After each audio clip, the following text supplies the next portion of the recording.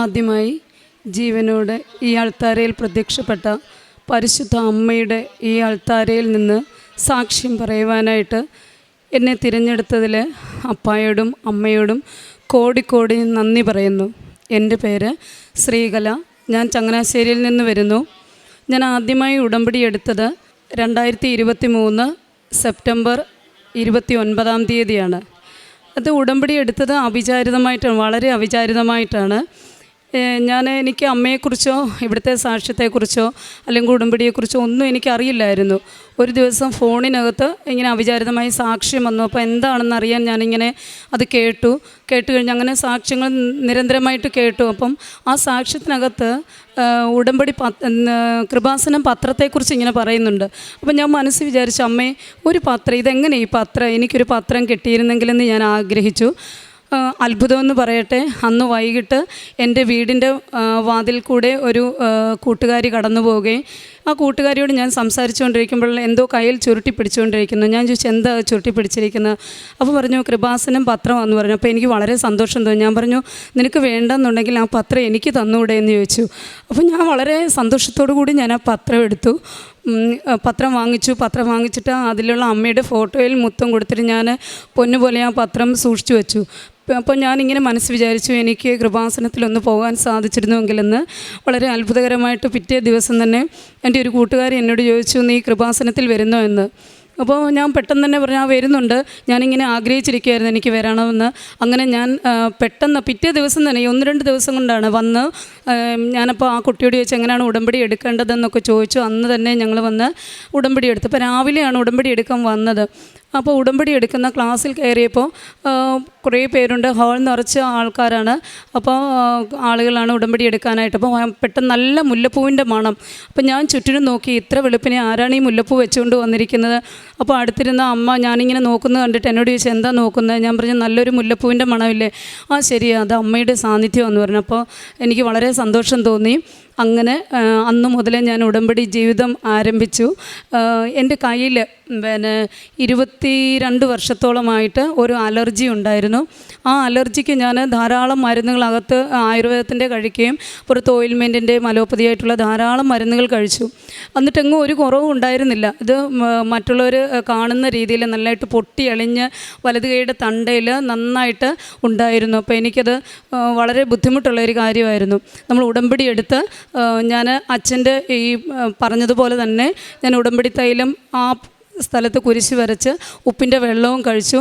അപ്പോൾ അങ്ങനെ 4 ദിവസം കൊണ്ട് എനിക്ക് അത്ഭുതമെന്ന് പറയട്ടെ, ഇപ്പം ഞാൻ നിങ്ങളെ കാണിക്കാം, എൻ്റെ കയ്യിൽ അങ്ങനെ ഒരു പാട് പോലും ഉള്ളതായിട്ട് എനിക്ക് തോന്നുന്നില്ല. അങ്ങനെ എന്നെ എൻ്റെ മാതാവ് ആ അസുഖത്തിൽ നിന്ന് എന്നെ രക്ഷപ്പെടുത്തി. പിന്നെ എനിക്ക് ഒരു ഭവനമില്ലായിരുന്നു. ആ ഭവനത്തിന് ഇപ്പം പണി നടന്നുകൊണ്ടിരിക്കുന്നു. അതെൻ്റെ ഉടമ്പടിയിലെ ഒരു കാര്യമായിരുന്നു. പിന്നീട് എനിക്ക് അത് ഞങ്ങൾ താമസിച്ചുകൊണ്ടിരുന്ന ഒരു 65 വർഷത്തോളം പഴക്കമുള്ള ഒരു വീടായിരുന്നു. ആ വീട് പൊളിച്ച് പണിയാൻ എന്നിൽക്ക് മുമ്പ് താമസിക്കുന്നവരൊക്കെ ശ്രമിച്ചതാണ്. പക്ഷേ അത് പണിയാനായിട്ട് ആർക്കും സാധിച്ചില്ല. ഞങ്ങളാണ് ഏറ്റവും ഒരു 9ാമത്തെ അവിടെ ആ വീട്ടിൽ താമസിക്കുന്ന ആൾ. ഞാനിവിടുന്ന് ഉടമ്പടി തൈലവും അവിടെ ഭിത്തിയിൽ കുരിശ് വരച്ചു, നമ്മുടെ ഉപ്പ് വിശ്വാസ പ്രമാണം ചൊല്ലി ഇട്ടു. ഇവിടുന്ന് മണ്ണെടുത്തുകൊണ്ട് പോയി ആ സ്ഥലത്തെല്ലാം ഇട്ടു. അങ്ങനെ അതിൻ്റെ പ്രകാരമായിട്ട് അത് പൊളിച്ച് ഇപ്പോൾ പണിതുകൊണ്ടിരിക്കുന്നു. പിന്നെ ഒരു ചിട്ടി കഴിഞ്ഞായിരുന്നു. ആ ചിട്ടിയിൽ കുറേ പൈസ തിരിച്ചു തരാനുണ്ടായിരുന്നു. അപ്പോൾ ആ ചിട്ടി നടത്തിയ ആളിനെ പല പ്രാവശ്യം വിളിക്കുമ്പോഴും ആൾ ഫോൺ എടുക്കത്തില്ല. അപ്പോൾ ഇപ്പം എൻ്റെ പൈസ ഇല്ല, അങ്ങനെയൊക്കെ ഓരോ കാര്യങ്ങൾ പറയുമായിരുന്നു. ഞാൻ ഉടമ്പടി എടുത്തു കഴിഞ്ഞ് നമ്മുടെ ഈ ഉടമ്പടി വിശുദ്ധ കാശുരൂപം കൈ പിടിച്ചുകൊണ്ട് പ്രാർത്ഥിച്ചിട്ട് ഞാൻ ഫോൺ വിളിച്ചു, മാതാവേ എടുക്കണേ, എൻ്റെ പൈസ തിരിച്ച് കിട്ടണേന്ന്. അങ്ങനെ അത്ഭുതകരമായിട്ട് ആൾ ഫോൺ എടുക്കുകയും എനിക്ക് പലപ്പോഴായിട്ട് ആ തുക മുഴുവൻ തിരിച്ചു തരികയും ചെയ്തു. അതെനിക്ക് വളരെ വലിയൊരു അത്ഭുതമായിരുന്നു. പിന്നെ എൻ്റെ ധാരാളം അനുഗ്രഹങ്ങളാണ് അന്ന് മുതൽ ഉടമ്പടി എടുത്തത് മുതൽ എനിക്ക് അമ്മ തന്നുകൊണ്ടിരിക്കുന്നത്. പിന്നെ ഞങ്ങളുടെ ഒരു സംഘടനാപരമായിട്ടൊരു കേസുണ്ടായിരുന്നു. ഞാനപ്പോൾ ആ കേസ് വിജയിക്കണമെന്ന് എപ്പോഴും പ്രാർത്ഥിക്കുമായിരുന്നു. ഇപ്പോൾ കഴിഞ്ഞ ഫെബ്രുവരി 6 അപ്പം ഞാനിങ്ങനെ പ്രാർത്ഥിച്ചിട്ട് ഞാൻ ഡേറ്റ് അങ്ങ് മറന്നു പോയിരുന്നു.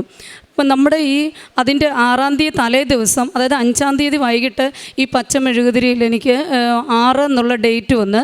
അപ്പോൾ ഞാൻ ഓർത്തു, ഞാനത് കാര്യമാക്കിയില്ല. പിറ്റേ ദിവസം 6-ാം തീയതി രാവിലെയും ഇതുപോലെ തന്നെ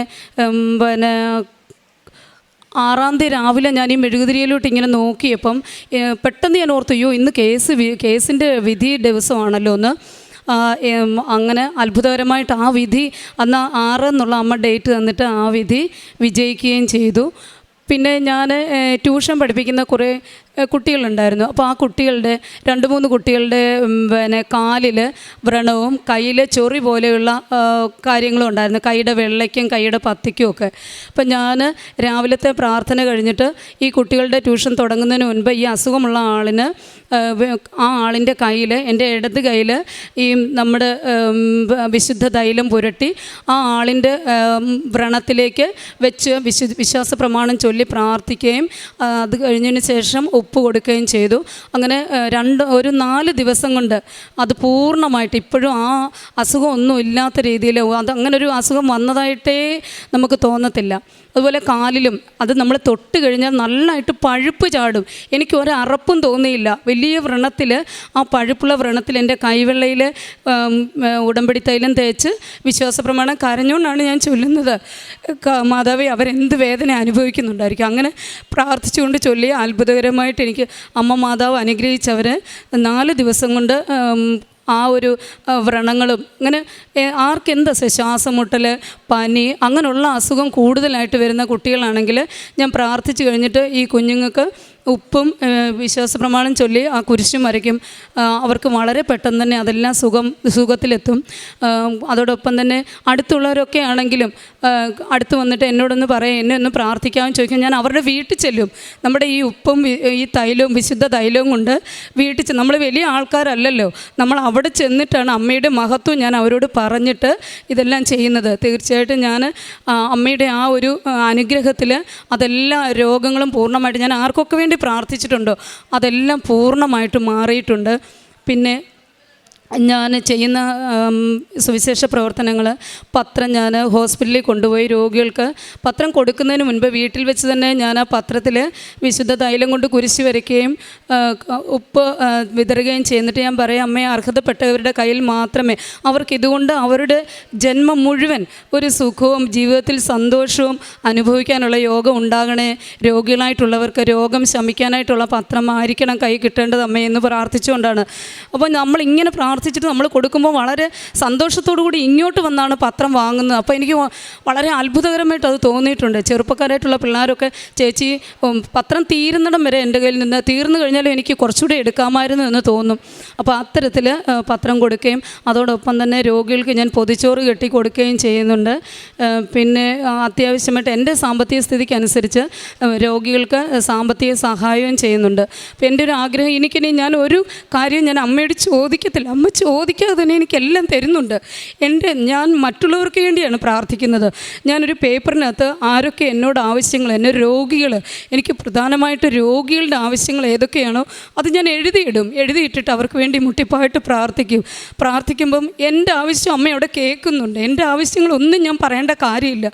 അപ്പോൾ എനിക്ക് എന്നേക്കാൾ ഉപരി മറ്റുള്ള വേദന അനുഭവിക്കുന്നവർക്ക് വേണ്ടി പ്രാർത്ഥിക്കാൻ അമ്മ എനിക്കൊരു അനുഗ്രഹം തന്നതിൽ അമ്മയുടെ ആ ഒരു സ്നേഹമില്ലായിരുന്നെങ്കിൽ എൻ്റെ ജീവിതം വെറുതെ ആയി പോയനെന്ന് ഞാൻ എപ്പോഴും വിചാരിക്കാറുണ്ട്. ഇനിയും ഈ അച്ഛൻ പറയുന്നത് പോലെ അച്ഛൻ്റെ ചൊവ്വാഴ്ചത്തെ ധ്യാനവും അതുപോലെ ഞാൻ അടുക്കളയിൽ നിൽക്കുമ്പോഴെല്ലാം തന്നെ ഇവിടുത്തെ സാക്ഷ്യം കേട്ടുകൊണ്ടാണ് ഞാൻ എൻ്റെ ജീവിതം തന്നെ മുന്നോട്ട് പോയിക്കൊണ്ടിരിക്കുന്നത്. ഒരു വളരെ ദുഃഖത്തിലൊക്കെ ഒരു ചെറിയ വിഷമം ഉണ്ടായപ്പോലും വളരെ സങ്കടപ്പെടുന്ന എനിക്കിപ്പോൾ സങ്കടമെന്ന് പറയുന്നത് എന്താണെന്നറിയത്തില്ല, എല്ലാവരോടും സന്തോഷമാണ്. വളരെ ഒരു ആത്മശക്തിയാണ് കിട്ടിയിരിക്കുന്നത് ഈ ഉടമ്പടിയിലൂടെ. എനിക്ക് എൻ്റെ ജീവിതം അവസാനം വരെ ഉടമ്പടിയിൽ ജീവിക്കാനായിട്ട് ഞാൻ ആഗ്രഹിക്കുന്നു. എനിക്കിനി അമ്മയോട് ഒരാഗ്രഹവും പറയാനില്ല. എൻ്റെ പ്രാർത്ഥനകളെല്ലാം മറ്റുള്ളവർക്ക് വേണ്ടിയുള്ള പ്രാർത്ഥനകൾ അമ്മ കേൾക്കണം. മറ്റുള്ളവർ ഏറ്റവും കൂടുതൽ അമ്മയെ അറിയണം. ദുരിതം അനുഭവിക്കുന്നവർ, ലോകം മുഴുവനുള്ളവർ അമ്മയെ അറിയണം. എല്ലാവർക്കും എല്ലാവരെയും രക്ഷിക്കാൻ പറ്റും. എല്ലാവരെയും ദുഃഖത്തിൽ നിന്ന് സന്തോഷത്തിലേക്ക് കൊണ്ടുവരാൻ പറ്റും. ഞാനും അമ്മയും അപ്പായോടും ഒപ്പം ഞാൻ എൻ്റെ ജീവിതം കഴിച്ചു കിട്ടുമെന്ന് ഇതിനാൽ ഞാൻ ഉറപ്പ് തരുന്നു. എൻ്റെ അമ്മയ്ക്കും എൻ്റെ അപ്പായ്ക്കും എന്നെ പരിഗണിച്ചതിൽ 100 നന്ദി. ജെറമിയ പ്രവാചകൻ്റെ പുസ്തകം 33-ാം അധ്യായം 3-ാം തിരുവചനം. എന്നെ വിളിക്കുക, ഞാൻ മറുപടി നൽകും. നിന്റെ ബുദ്ധിക്ക് അതീതമായ മഹത്വം, നിഗൂഢവുമായ കാര്യങ്ങൾ ഞാൻ നിനക്ക് വെളിപ്പെടുത്തി തരും. ശ്രീകലയുടെ വളരെ ശക്തമായ പ്രത്യക്ഷീകരണ സാക്ഷ്യമാണ് നാം ഇപ്പോൾ തന്നെ കേട്ടത്. ശ്രീകല ഒരു പത്രത്തിലൂടെ പരിചയപ്പെടുന്നതിന് മുൻപ് തൻ്റെ ഫോണിലേക്ക് കയറി വന്ന ഒരു സാക്ഷ്യം കണ്ടിട്ടാണ് ഒരു പത്രം കിട്ടണമെന്ന് വളരെയധികം ആഗ്രഹിച്ചിരിക്കുമ്പോൾ പരിശുദ്ധ അമ്മയുടെ കൈകളിലൂടെ ഒരു സഹോദരിയുടെ ഒരു കൂട്ടുകാരിയുടെ കയ്യിൽ നിന്ന് ചുരുക്കി പിടിച്ച ഒരു പത്രത്തിൻ്റെ ആ കഷ്ണം കിട്ടിയപ്പോൾ വളരെ ആനന്ദത്തോടു കൂടി അത് വായിച്ചു തീർത്ത് അതിനെ പ്രവാചകൻ ചുരുൾ വിഴുങ്ങി എന്ന് പറയുന്നത് പോലെയാണ് ശ്രീകല ആ പത്രം മുഴുവൻ വായിച്ചെടുത്ത് ഇവിടേക്ക് കൂട്ടുകാരിയുമായി ഇവിടെ ഓടി വന്ന് ഉടമ്പടി എടുത്തത്. വലിയ വലിയ വിഷയങ്ങളോട് പ്രാർത്ഥിച്ച് ഉടനെ തന്നെ 4 ദിവസം കൊണ്ടാണ് ഈ മകൾക്ക് 22 വർഷമായിട്ടുണ്ടായിരുന്ന കൈത്തണ്ടയിലെ ആ അലർജി പരിശുദ്ധ അമ്മയുടെ മാധ്യസ്ഥം കൊണ്ട് ഇവിടുത്തെ ഉപ്പ് ഉപയോഗിച്ച് മാത്രം മകൾക്ക് വളരെ വലിയ സൗഖ്യം ഈശോ നൽകിയതെന്ന് സാക്ഷ്യപ്പെടുത്തുന്നു. അതുപോലെ തന്നെ ആ 4 ദിവസത്തെ വലിയ ഓർമ്മയിലാണ് മറ്റുള്ളവരുടെ വ്രണങ്ങളെല്ലാം തൊട്ട് സൗഖ്യപ്പെടുത്തുമ്പോൾ അവർക്കും 4 ദിവസം കൊണ്ട് സൗഖ്യം പ്രാപിക്കുന്നു എന്ന് ഈ മകൾ സാക്ഷ്യപ്പെടുത്തുന്നുണ്ട്. കാരണം എനിക്ക് എത്രയാണ് അനുഗ്രഹങ്ങൾ ലഭിച്ചിരിക്കുന്നത്, അതേ അളവിൽ തന്നെ എനിക്ക് കൊടുക്കാനുള്ളൊരു തീക്ഷ്ണതയുണ്ടെന്നാണ് ശ്രീകലയുടെ പറയുന്നത്, പങ്കുവയ്ക്കുന്നത്. പത്രം കൊടുക്കുമ്പോൾ എല്ലാവരും അവരുടെ എല്ലാം ആഗ്രഹങ്ങളെ ഞാൻ എഴുതി ഓർമ്മിച്ച് പ്രാർത്ഥിച്ചിട്ടാണ് ഞാൻ പത്രം കൊടുത്തുകൊണ്ടിരിക്കുന്നത്. എനിക്കിന്ന് വേറൊരു ഒക്യുപ്പേഷനുമില്ല. ഞാൻ എൻ്റെ ഗാർഹിക ജോലികളിൽ ഏർപ്പെടുമ്പോഴെല്ലാം ഞാൻ ശ്രവിച്ചുകൊണ്ടിരിക്കുന്ന ഇവിടുത്തെ സാക്ഷ്യങ്ങളും ജോസഫ് അച്ഛൻ്റെ ധ്യാനവുമാണ്. അതിനാൽ തന്നെ എനിക്ക് ഒരുപാട് മറ്റുള്ളവരോട് പറയാനുള്ള കാര്യങ്ങളുണ്ട്. പരിശുദ്ധ അമ്മ എങ്ങനെയാണ് നമ്മുടെ ജീവിതത്തിൽ ഇടപെടണമെന്നുള്ള ഒരുപാട് ആസ്തി എന്നിലുണ്ടെന്നാണ് ശ്രീകല പറയുന്നത്.